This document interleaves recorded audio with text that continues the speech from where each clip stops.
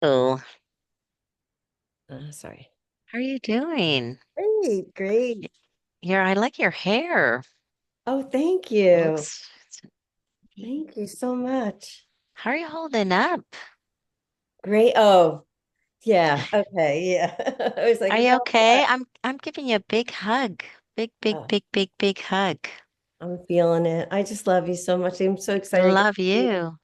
And Michelle, she got a cute haircut. Hi, Michelle. Yeah. Is your Oh, family gone now? Yeah, they just left a couple hours ago, so got a little more space. But it was a really good visit. Yeah, yeah. Oh, It was a that's lot. nice. Yeah. the manatees, the That's, main. yeah, Yeah, yeah, that's so yeah. And yeah, nice. my God, my hair grows so fast. I literally have to get it cut every 4 weeks, I think, to Oh, manage you're this grow out because kidding. it's turning into a bush. Oh, And I it think I looked have an really cute appointment this week. yesterday how you had it. Yeah, Well, it's just yeah. random depending on the humidity, right? Because we're running around and I haven't styled it. I haven't put on makeup today, nothing. But anyway, I'm getting there. Thank you. Y'all's hair is very cute Oh, Good, and thank always good. you. orderly, I might have I to. add. I was saying to Elaine, I like her. She has like a wispy, it has a little bit of curl. I love it. I love Yeah, it. it's nice and wispy today. Really Oh, Yeah, wispy. thank you. yeah. It was it's so funny. I think I said this to you before. I always think of Shannon Polly, how after Oh, yeah. COVID, she's like, now I have to style the back of my hair. So Yeah. the back of my hair is not so hot. It's like, but it's like, thank you. I just put a couple Yeah. rollers here. My friend just bought a new thing where she puts the hair in the thing and then it immediately like turns it around and turns it into a curl. It was hilarious. It was because she doesn't like curling her hair. She comes over to my house. I'm like, oh my God, your hair's curly. Like what happened? Because she never likes to style her hair. Who's that? Maybe it's humidity too. Yeah, yeah. And then so she anyway, so then she sent me a video of her using this machine. It was hilarious. It was Oh, very that's funny. so Yeah, funny. yeah. I don't So have all my yeah. papers. I have all my papers out and Oh well, just good, good. yeah. Okay. All That right, we article just is got really to good, really yeah, it was powerful.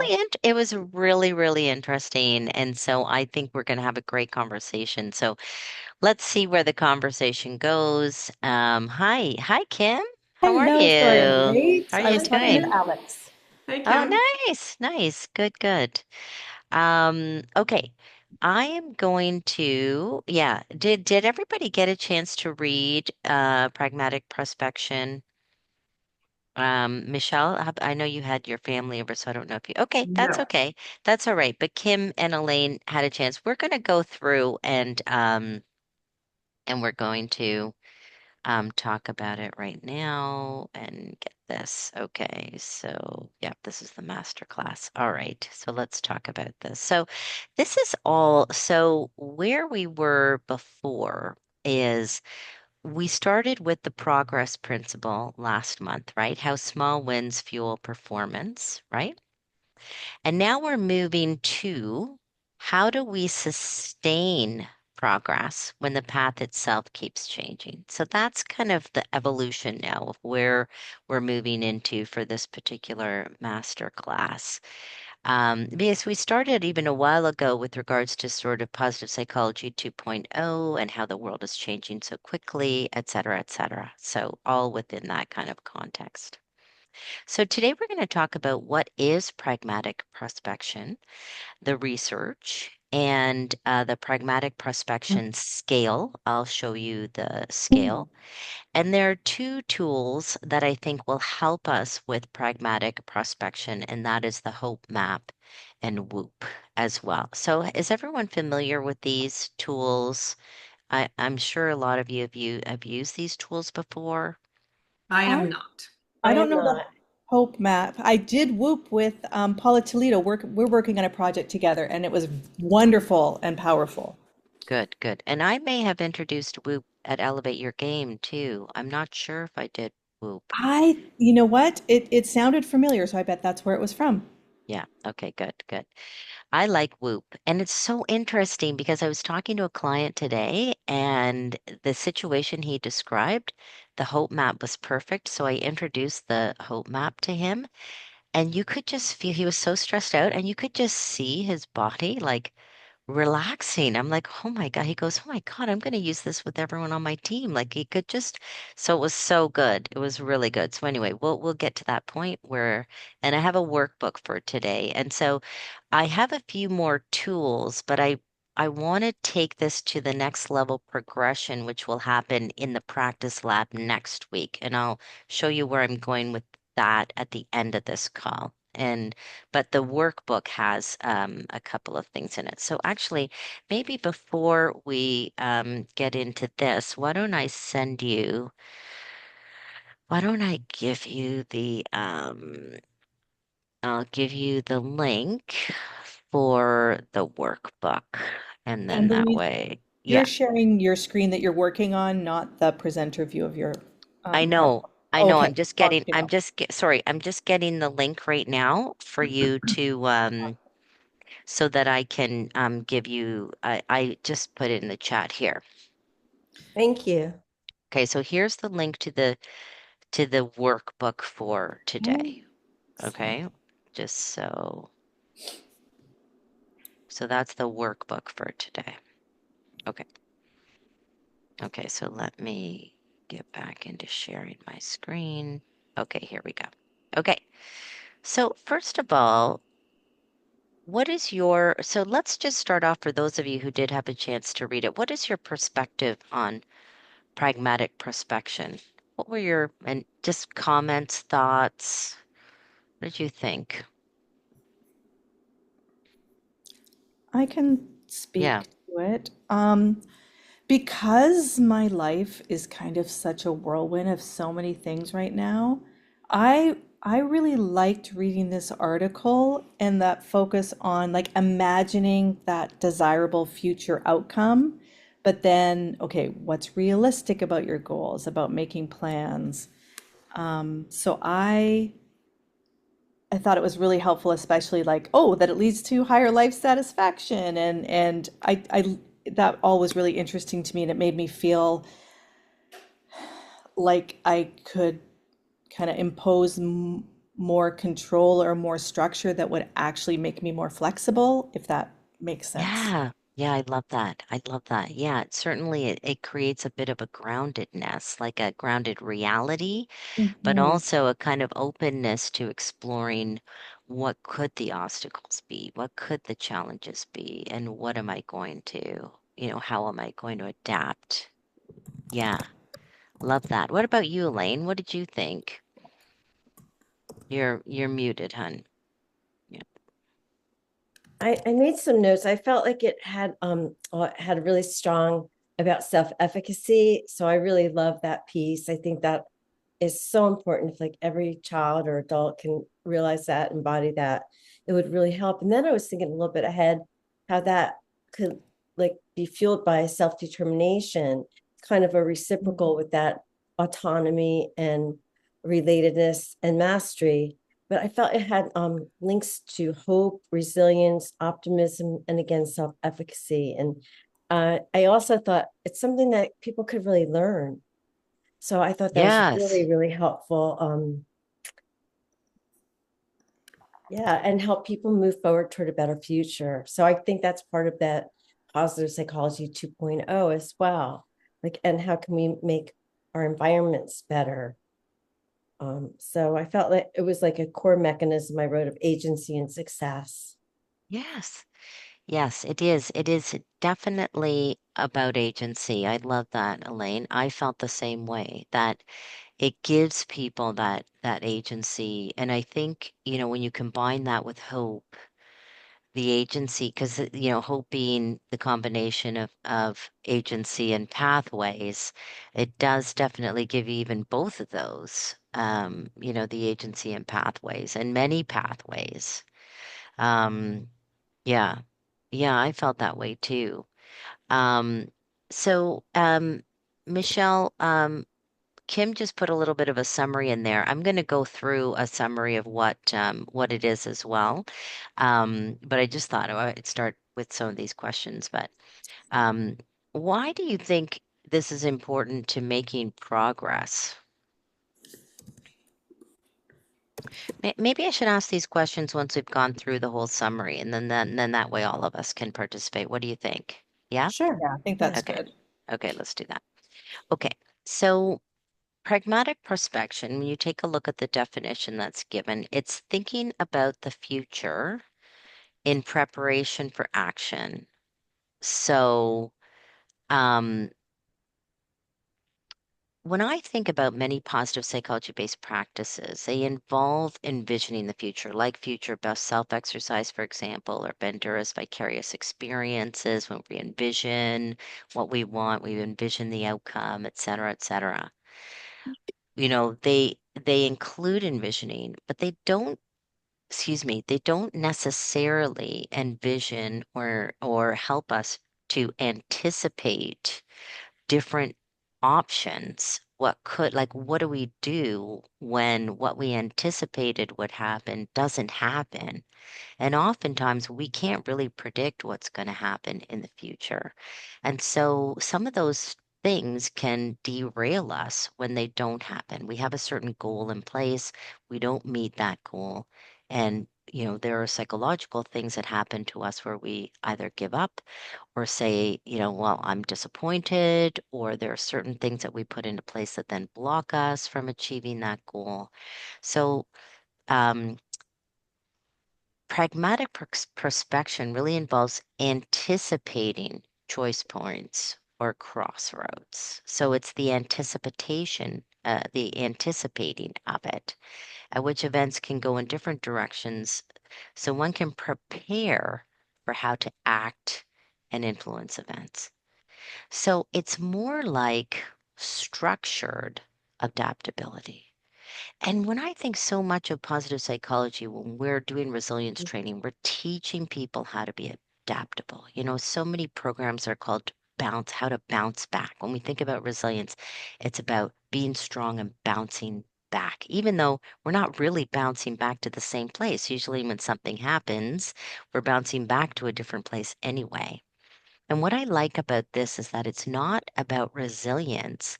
It's almost like just planned adaptability, structured adaptability. And that's different than how I've been sort of looking at resilience. And this is kind of a different approach and a different addition to how we can help people be resilient and adaptable no matter what comes their way, but in a structured and planned way.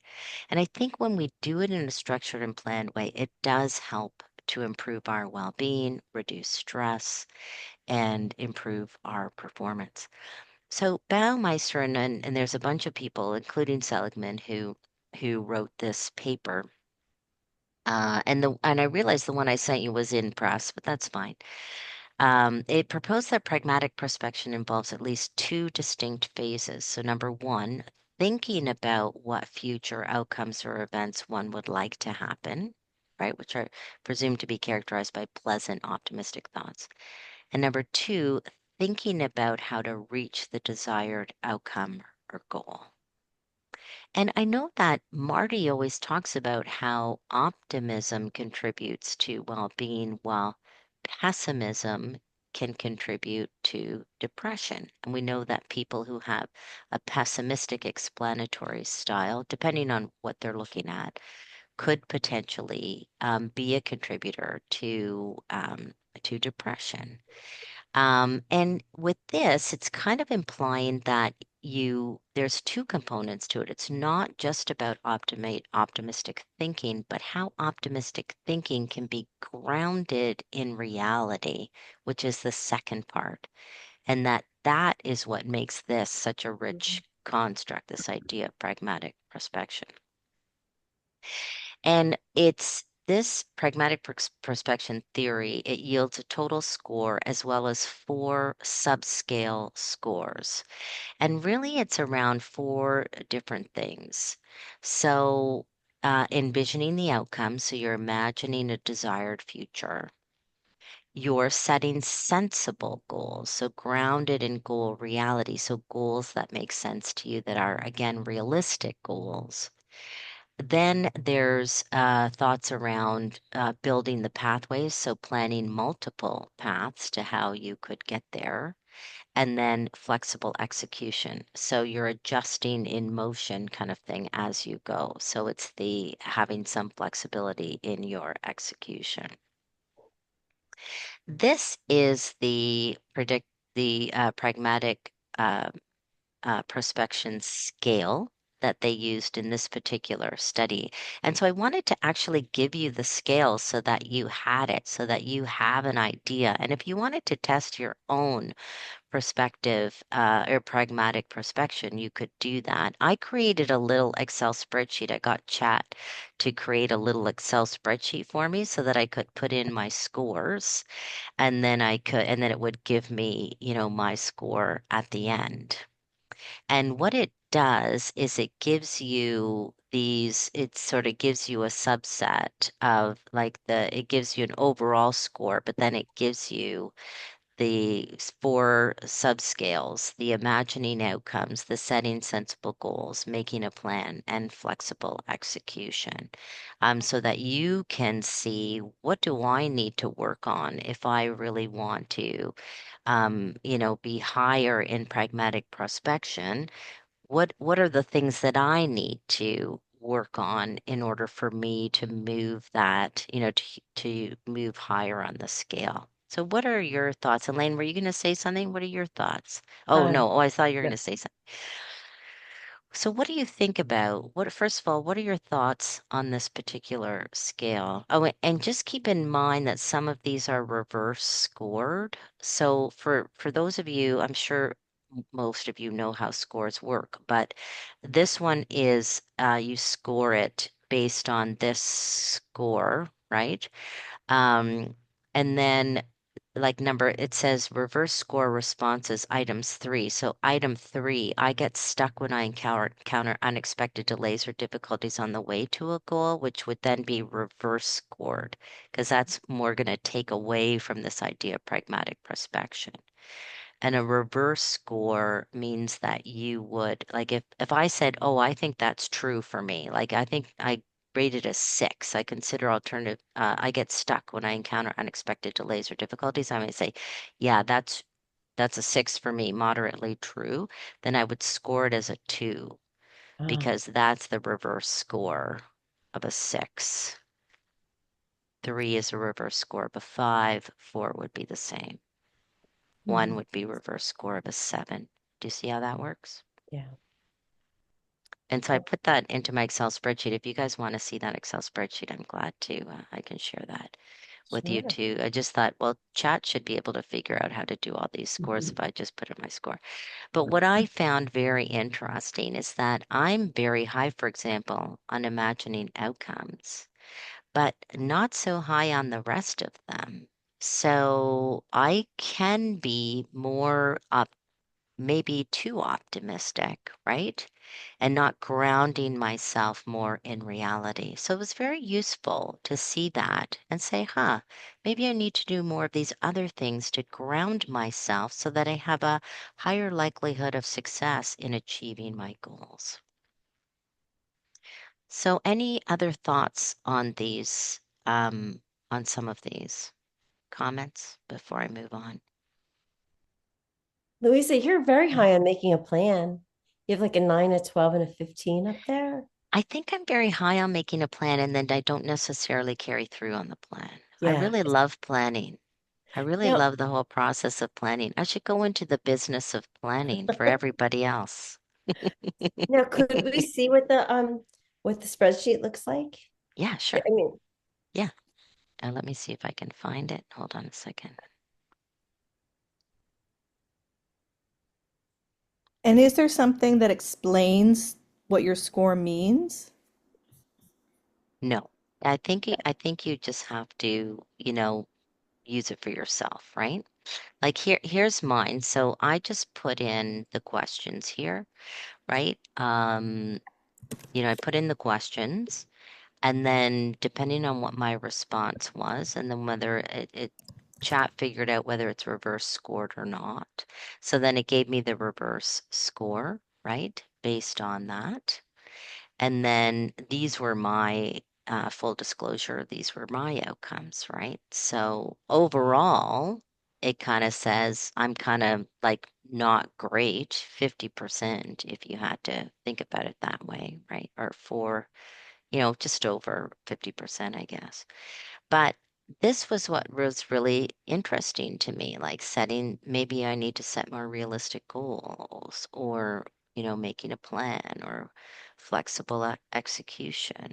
So, here I could work with the client. If flexible execution is an issue, then maybe I need to work with them on adaptability resources, right? To help them be more flexible in executing or helping them be more adaptable when things change for them, right? Or maybe they're not so strong. And I see, and Elaine, I guess I did a little bit higher on making a plan, right? So maybe I did answer some of those, but maybe I need to be, working with my clients more on how to make a plan to increase that perspective, that pragmatic perspective.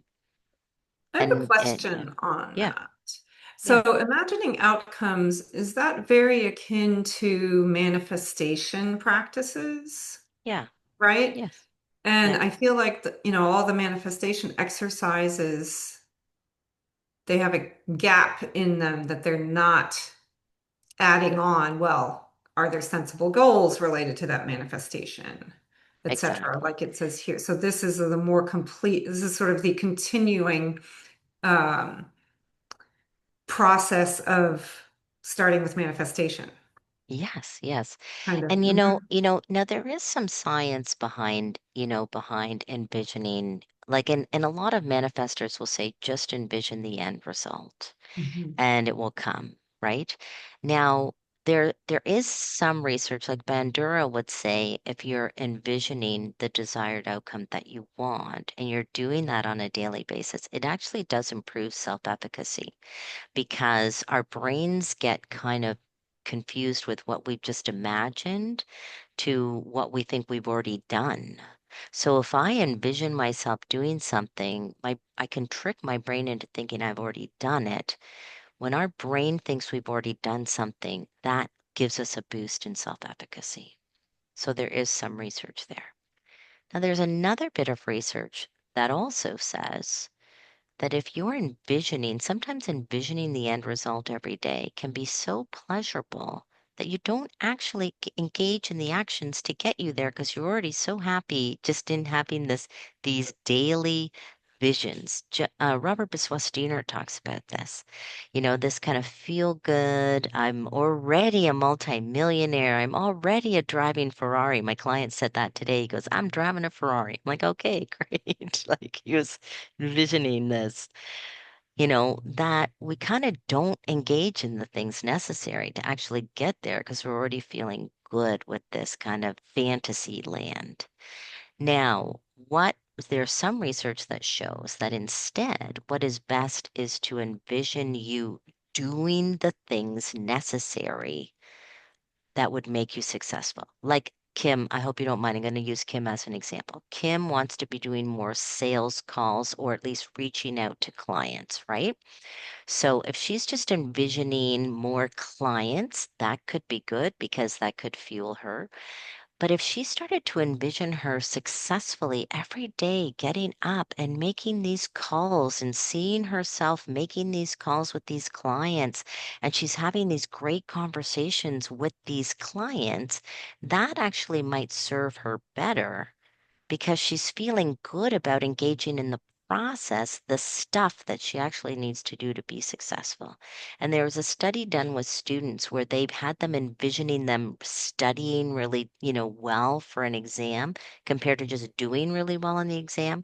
And the students who did the envisioning around studying actually did better than the students who just envisioned like an A plus as the outcome. Is that helpful, Michelle? Yeah, thanks. Yeah.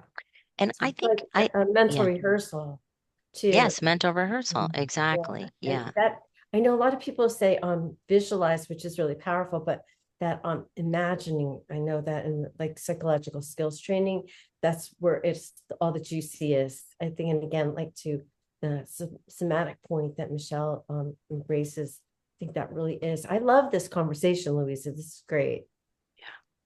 Okay. Okay, good, good. All right, let's keep going. Let me get at my, okay, let me get to my next slide. Where am I? Here we go. Okay, all right. Okay, so here, okay, so in this particular study, they had about 1,500 working US adults, a cross-sectional survey, and they used the pragmatic prospection scales, so, 18 items for subscales, and they assessed life satisfaction, anxiety and depression, psychological capital, which we're going to talk about psychological capital in the next, it's either the next mastermind or, yeah, I think it's the next mastermind. We're going to, or master class. We're going to discuss psychological capital and what that is.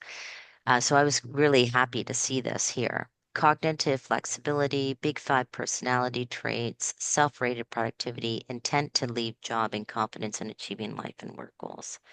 And the study was exploratory and correlational, not causal. So it doesn't say what causes pragmatic perspection, but just what correlates, or what causes, yeah, what correlates. So here are some of the major findings. So the pragmatic perspection is linked to better mental health. It was associated with lower anxiety, lower depression, higher life satisfaction, uh, stronger belief in achieving goals, and the strongest mental health relationships are with flexible execution and setting sensible goals. So, the interpretation people who can adjust when things go wrong and who set realistic goals experience less distress. Another major finding, or sorry, when the researchers broke pragmatic prospection into 4 parts, imagining outcomes, setting sensible goals, making plans, and executing plans flexibly, one component stood out: flexible execution, which is the ability to adjust calmly when things don't go according to plan. And that was strongly related to lower anxiety and depression. So this could suggest that we depend less on optimism alone and more on the ability to adapt when reality diverges from expectations. So I thought that was really interesting. I thought that was a really interesting finding, that it's not so much like we can be optimistic, but we might have a greater bang for our well-being buck when we're actually being more flexible and more adaptable. Another major finding is it strongly predicts goal confidence. So one of the most robust findings is that people high in pragmatic prospection strongly believe they will achieve their life goals, even after controlling for personality and demographics, right? So that's really interesting as well. So I guess when we equip people more with that planning strategy, they feel more confident that they can actually achieve it. And it is strongly linked to cognitive flexibility. When I took a look at cognitive flexibility, I think cognitive abilities are obviously very important for performance. And so cognitive flexibility, that this would make sense that it showed this correlation with pragmatic prospection. Um, because pragmatic prospection requires adapting to multiple possible futures, and flexible thinkers are better at adjusting plans, right? And this link held even after controlling for the big five traits. So even if you were, more easygoing, I don't know the big five traits. I haven't really studied the personalities, the different personality types, but there's like conscientiousness and the other ones. Kim, do you know them? Or Elaine, I don't know. Do you know the big five off the top of your head? No. Yeah, it's ocean. So op oh gosh, now I have to say it. I don't remember. Optimism. Let me just do it. Big five. Openness, conscientiousness, extroversion, agreeableness, and neuroticism. Okay. And like, for example, we might say that someone who, is cognitively flexible might be more open or might be more agreeable, but that's actually not what the study is saying. But what they're saying is that when they control for big five, so even if you were really open and agreeable, you would still find a strong link to cognitive flexibility, whether those things were there or not. So controlling for those big five traits. It is another major finding is it is associated with better workplace outcomes. So it was linked to higher self-rated productivity. And I love that. I love that. How many of our clients want to see productivity increases, right? Bango. Here's a good one for us to use when we're selling to our clients. Greater confidence in achieving work goals and lower intent to leave, though this was weaker. The relationship with perceived work success was stronger than with past productivity, suggesting pragmatic prospection is especially tied to future-oriented confidence. So that's really interesting as well.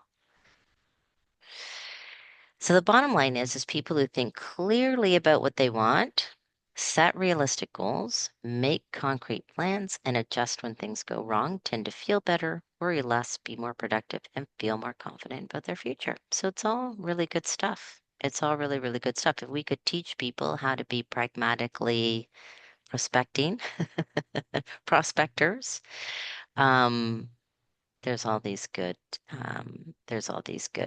things. Okay. Okay, so any questions or anything else?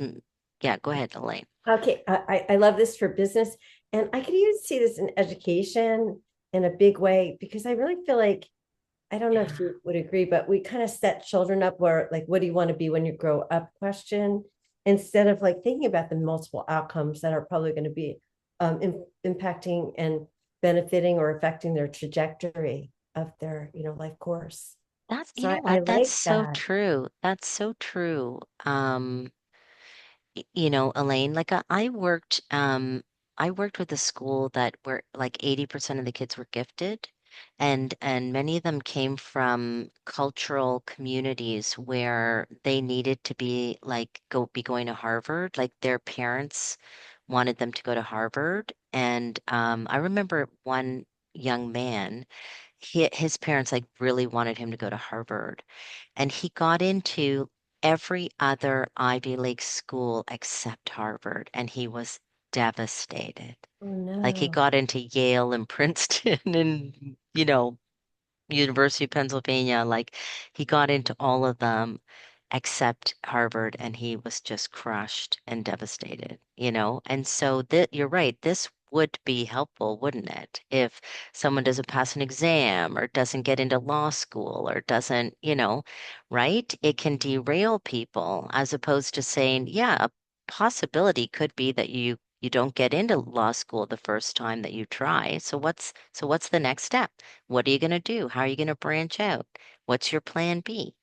It's okay, right? But you're already anticipating it, so it doesn't seem like so much of a failure if you're anticipating it.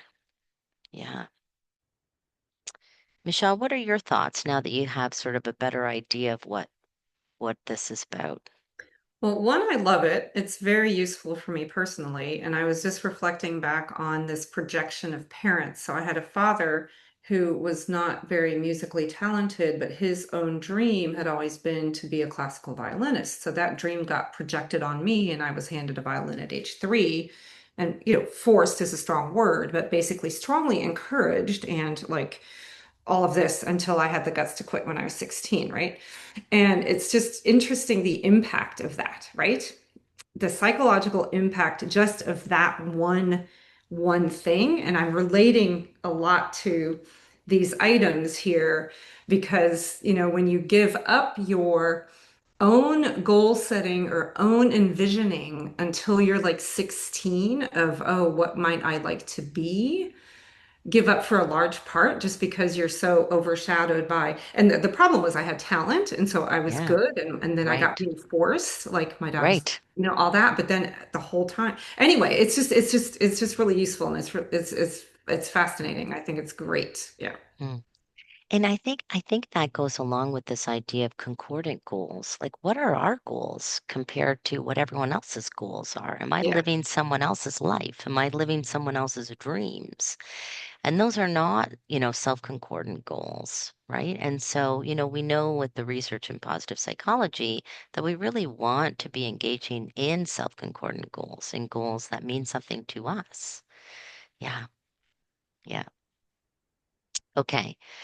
All right, so I wanted to show you the workbook around this. And I wanted because I started to think of, well, if what if, how do we do this with the client? How do we actually operationalize pragmatic prospection with the client? What could we use?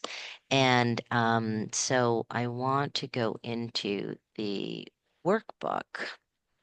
Does everyone have the workbook? I sent you the link for the workbook. Mhm. And now, just so you know, this is the adaptability toolkit. And so it has exercises and tools for today's session and next week's session. So just ignore the other ones for now. I've got an exercise in there too, where I'm also going to give you the facilitator guide so that if you want to run people through another exercise, but that's not for today, that'll be for next week. So today I'm just going to talk about the hope map and whooping your goals, which I really love. You know what? I probably should have put, because um, anyway, I don't know if I put Ottengen's name in there, but if I didn't, I will change the workbook and then post that you can download off school. Okay, so let's first of all talk about the hope map. And as I said, I took my client through this hope map today, and man, did I ever see the changes in his body. It was just crazy. Like it was just unbelievable. Like how he had transformed, even just watching him as we were doing it. Um, is everyone familiar with hope theory? Mm-mm.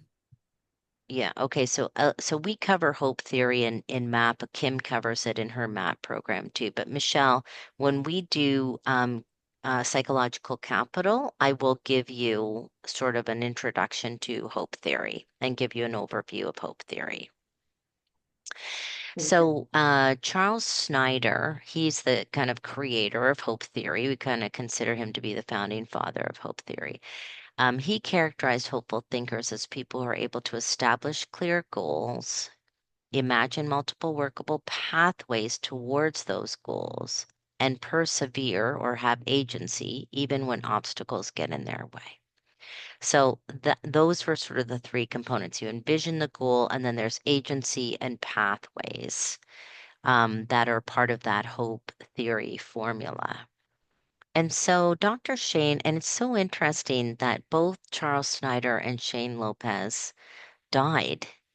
And Shane Lopez was a hope, he was a hope researcher and wrote about hope, and yet he committed suicide. And we were like devastated. We were like, how does this happen to someone who studies hope? And we just felt so devastated by his death. Um, so anyway, I don't know why I mentioned that, but here we go. So here's the way the hope map works. We take a blank piece of paper and we divide it up into three equal columns. And sometimes I'll give this to people, like I'll just give them the three columns, on a sheet in the worksheet so that they already have it, set up for themselves. Or sometimes I'll just do this randomly with people and we'll put it in three columns. So at the top of the left column, you write pathways, and at the top of the middle column, you write obstacles, and at the top of the right column, you write goals. Then you write down one goal you'd like to achieve this week, month, or year. And sometimes we can do multiple goals, but usually I just start with one goal. And in the pathways column, write down all the pathways you can think of to achieve that goal. So tasks, activities, resources, any pathway that will help you achieve that goal. So you and you write down all of the path. That's why I like to just start with one goal because I want multiple pathways. Because I think when we think about pragmatic prospection, it is not just about thinking about one way, but thinking of different branches that could achieve that pathway so that you're not stuck in, well, like I'm going to call Elaine and I need to speak to her. And if she doesn't call me back, that's a dead end. You see what I mean? Like that's just dead end, as opposed to I'm going to call Elaine, and if I don't hear back from her, I'm going to try again, or I'm going to try to reach out to Leanna, who's my good friend, and ask her to get in touch with Elaine. And if failing that, I'll ask Louisa, who's also really good friends with Elaine, and maybe she can help me get in touch with Elaine. You see what I mean? Like it's not just, that's kind of a lame example, but you know what I mean. Like I'm just thinking about multiple, or like if I say I want to lose 10 pounds, well, a pathway could be that I exercise more. Next, I could reduce my calorie intake. Third, I could go on Ozempic. Somebody said that to me the other day. They said, good for you that you're losing weight without Ozempic. And I'm like, that's really interesting how everyone is just jumping to this. I not, and I have nothing, I have no, judgments on Ozempic. I have a number of people that I know that are on it and they say it's great. So I have no judgments about it.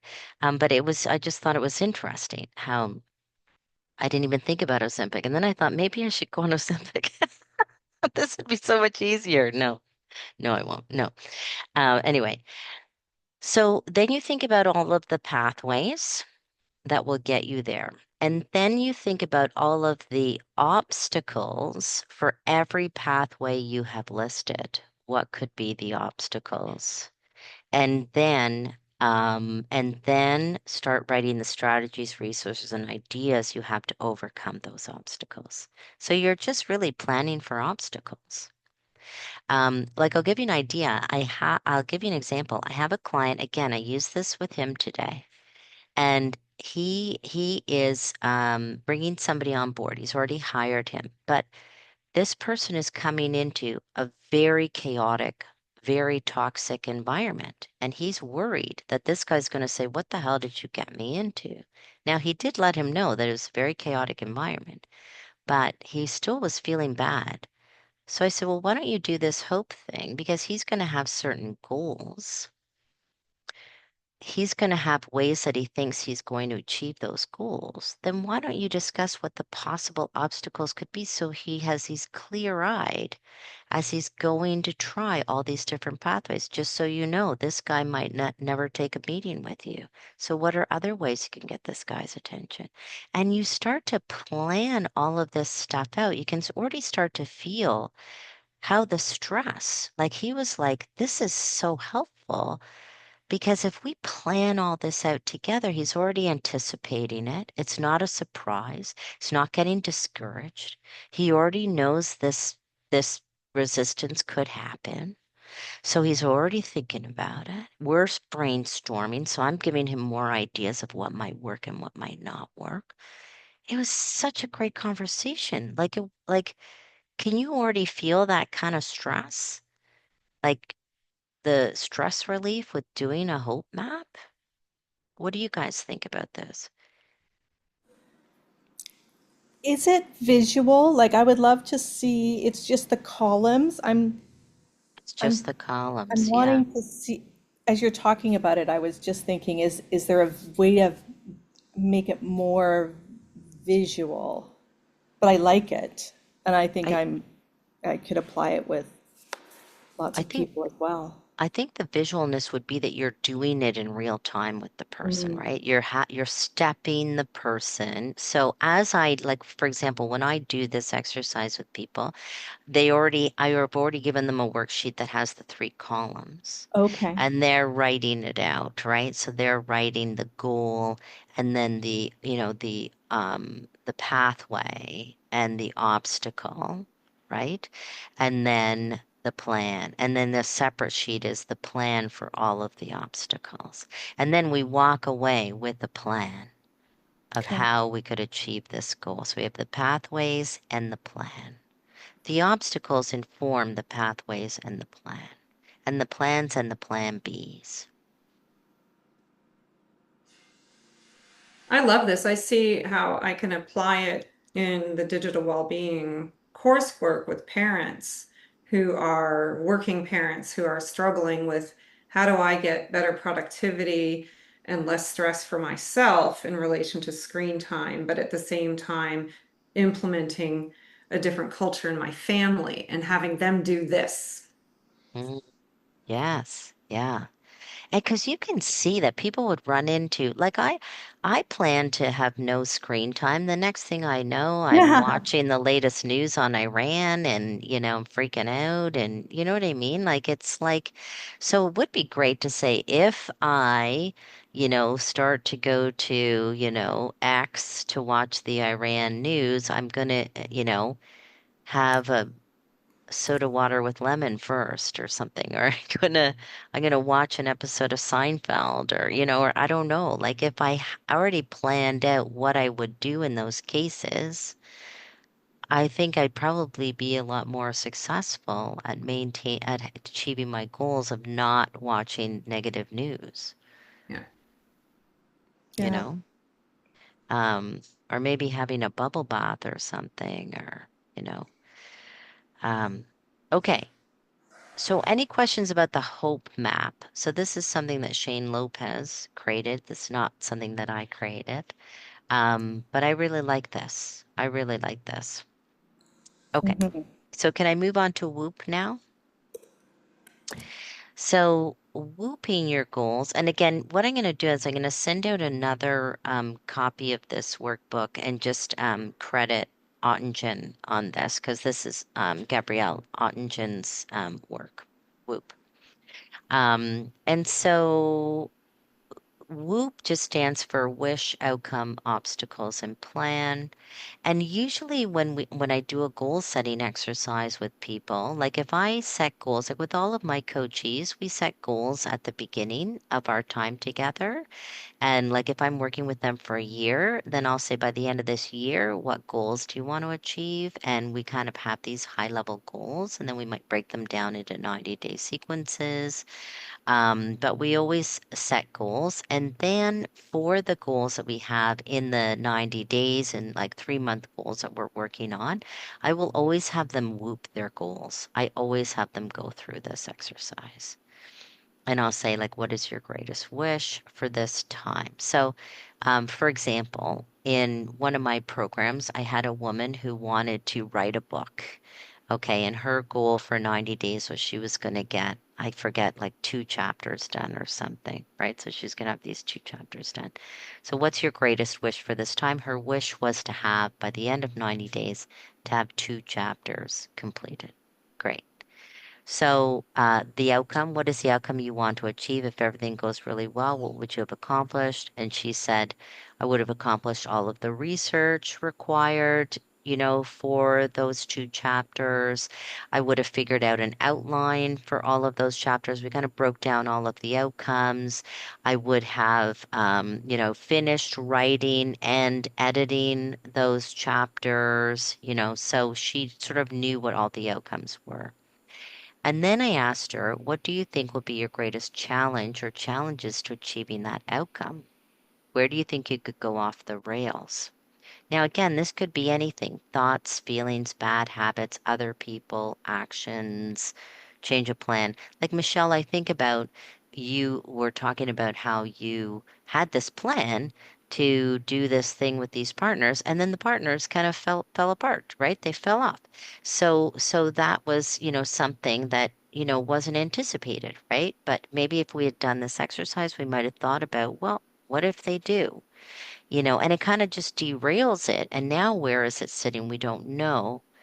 Whereas maybe if we had thought about that, we'd already still be achieving that goal, but in a different way, possibly. So when I asked this woman, what do you think will be your greatest challenges? She said, well, I don't even know what I'm going to write. Like I'm so busy. I don't know what I'm going to write.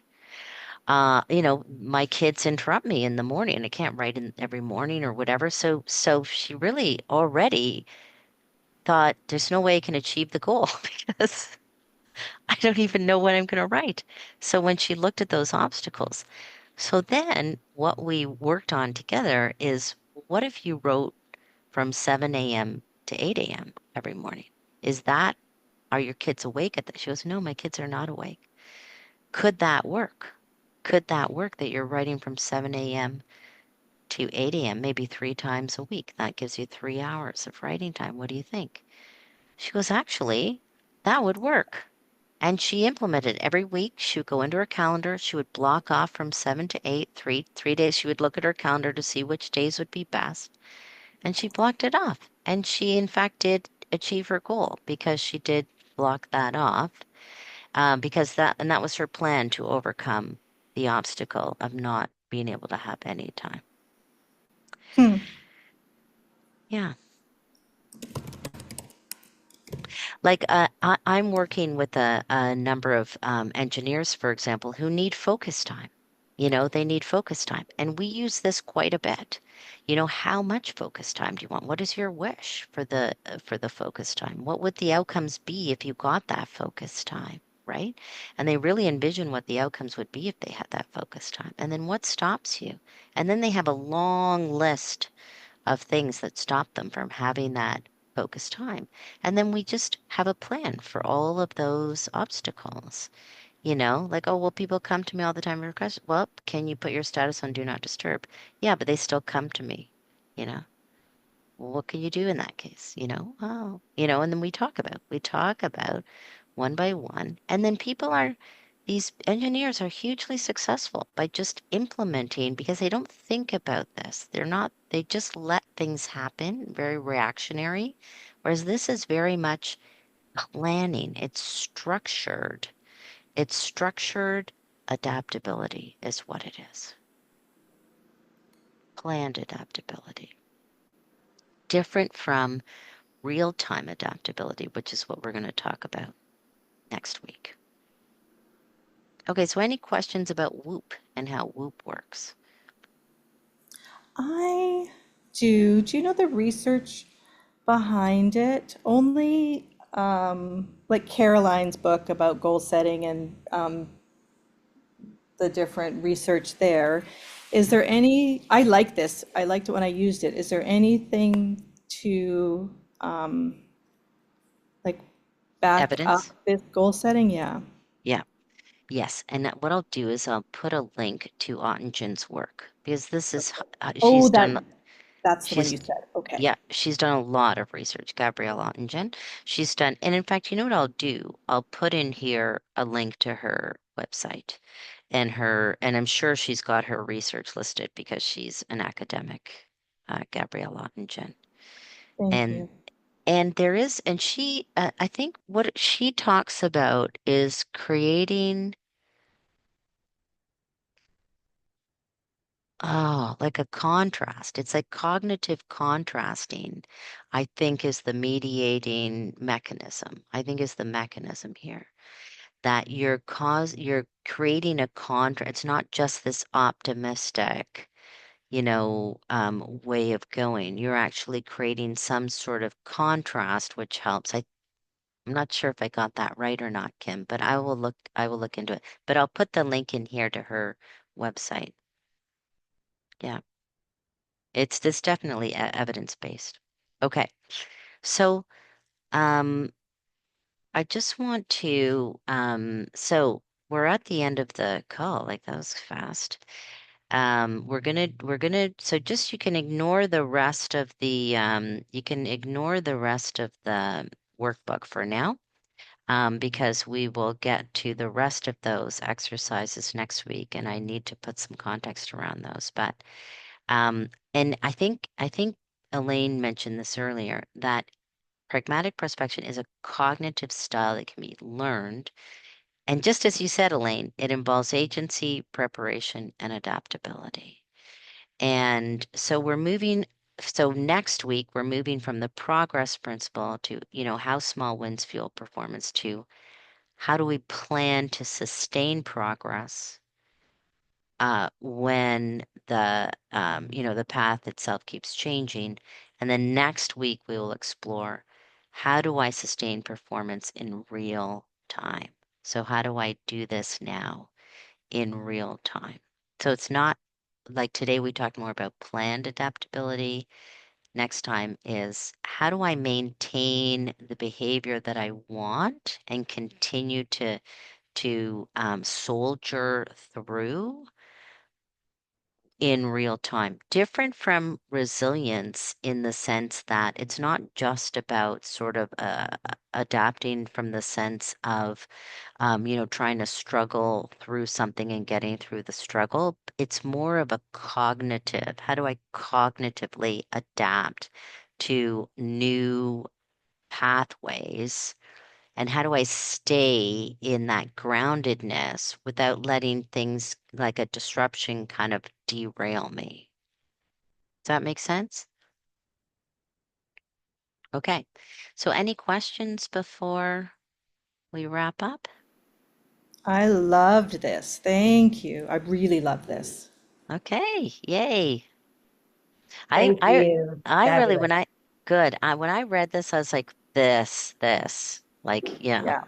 right? I was like, yeah, we got to do more of this. So I'm really glad that you like this. If you have any more thinking around it, I would really love it because I'm also like, like just in all of this and loving how it's making connections to so many things. But I think it's going to be really helpful, for this adaptability piece that we need in our workplaces today. It's even I'm going to making, implement it on goals right away. Sorry. yeah, I am Yay. too, Michelle. Yay. And I'm thinking the neurodivergent people, like I'm thinking I'm doing some goal setting stuff with my son who has quite profound ADHD. I think this makes it more accessible for him. Oh, great. Oh my Yeah, God, I yeah. would Beautiful. love to see how that works I'm gonna out. send it to Becky, I think, and get her thoughts. Yes. Okay, nice. Who's Becky? Becky, who you had on the Oh, Becky. Yes, yes. PWWA Yeah. one, she does Yeah. neurodivergent stuff for workplaces. Yes. Oh my God, great. Yeah, see what she thinks. Yeah, that'd be great. What about Okay. the Thank personal you for and all the work. yes, Okay. it's so good. Good Okay, luck with so that. so we're gonna build on that for next week, which will be our practice lab. And then we're gonna have our peer learning circle the following Tuesday. And Michelle, that's when I was hoping you would also share your tool, if you can recall. It was Hearing called, you? yeah, Yeah. yeah. So is that okay? So that would be just so that you know which day. So the 31st, we're gonna build on this and do more tools, but then it will be the 7th. Well, it'll be the 7th of April. April already? Oh my God. Okay. Yeah. Yeah. Okay. And how many minutes you want on How long theory? do you think you need? I could go on for hours, so just give me time. Do you think you could do it in like 15 minutes, 20 I minutes? mean, I can do a 15-minute version. Absolutely. Okay. Great. Sounds And good. I'll include some Perfect. of the embodiment stuff for Elaine. Okay, Beautiful. perfect, Yeah. perfect. And we'll April probably 7th. do, yeah, April 7th. And we'll probably do more, like we'll do more, we'll also do our peer learning circle as well, and we can do more of that in the office hours as well. Okay, guys, great. Great to see Thank you. you so much. That was Thank Thank you awesome. so much, you. Okay, have a good Louisa. day, Bye, everyone. You Okay, Kim. too. Bye, bye. Michelle. Bye. Thank you. Bye. Louisa, love you, hon. Yeah, love you too.